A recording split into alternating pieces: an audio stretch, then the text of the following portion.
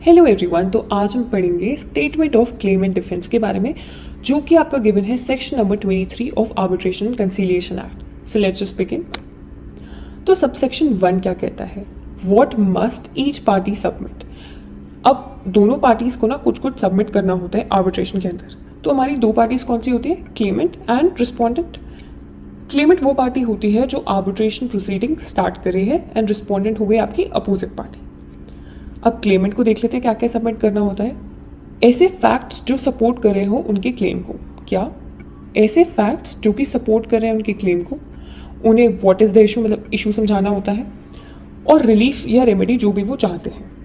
Respondent को क्या देना होता है? उनका defence against each point the Clement has raised. जो भी क्लेमेंट पॉइंट रेज कर रहा है उसके डिफेंस में रिस्पोंडेंट को बोलना होता है। अब ये तो आपका बेसिक फॉर्मेट है जो आर्बिट्रेशन में आपको देना होता है। Unless both parties have agreed to a different format, अगर पार्टीज ने कोई और फॉर्मेट चूज करा है तो उसके हिसाब से this is the basic structure that must be followed. ये आपका होता है बेसिक स्ट्रक्चर जो कि फॉलो होना चाहिए। सब सेक्शन 2 क्या कहता है? Evidence and documents along with the statements. ये तो आपकी स्टेटमेंट्स हो गए जो हमने पिछले स्लाइड पे देखा।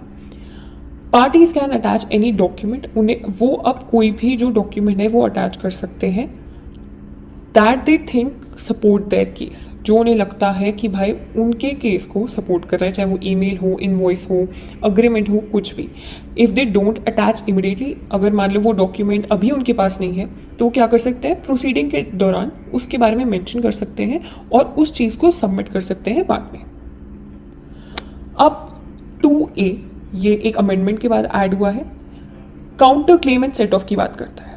तो रिस्पोंडेंट एक तो हो गया आपका क्लेमेंट जो कि प्रोसीडिंग स्टार्ट कर रहे हैं, जो अपोजिट पार्टी हो गई रिस्पोंडेंट, वो क्या रेज कर सकती है? या तो काउंटर क्लेम या सेट ऑफ। अब दोनों समझ लेते हैं कि दोनों टर्म्स क्या हैं। काउंटर क्लेम मतलब a claim against the Clement.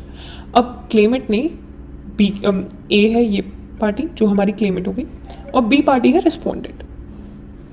अब ए क्या कहती है? मैंने 5 लाख रुपए दिए थे बी को मेरा घर बनाने के लिए, ठीक है, और 40% काम करके उन्होंने इस काम को अधूरा छोड़ दिया। अब मुझे 2 लाख रुपए वापस चाहिए, प्लस मुझे 1 लाख रुपए का जो डैमेज हुआ है मुझे वो भी चाहिए, ठीक है। तो बी इन डिफेंस क्या कहता है कि सर ए ने अपनी सेकंड इंस्टॉलमेंट जो है वो लेट करी थी, और अकॉर्डिंग टू द कॉन्ट्रैक्ट अगर ऐसा होता है तो मैं अपना काम बीच में छोड़ दूंगा, ठीक है। ए ने अपनी बात रखी, बी ने अपनी बात रखी, और बी उल्टा क्या कहता है? मैं ये अमाउंट तो नहीं दूंगा, और बल्कि मुझे जो 50,000 रुपये का लॉस हुआ है, 50,000 का जो लॉस हुआ है मुझे वो चाहिए। ये हो गया counter claim of 50,000।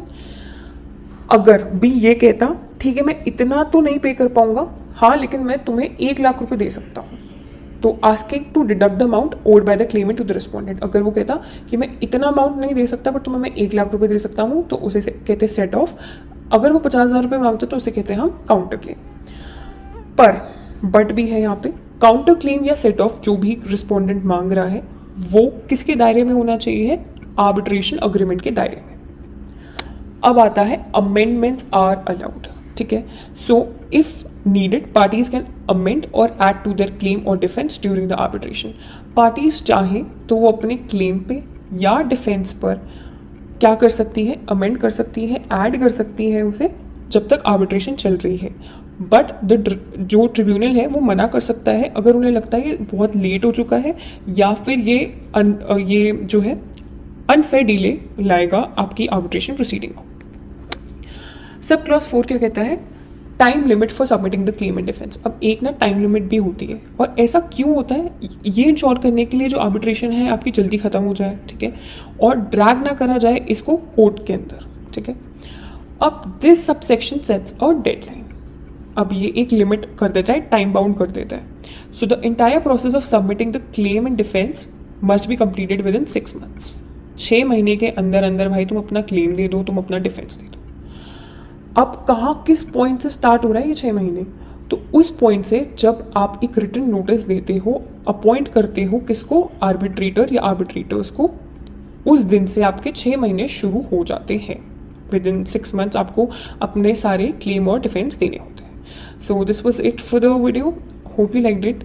Please comment down below what you want next, and we'll see you in the next one. Thank you so much for watching. Bye bye.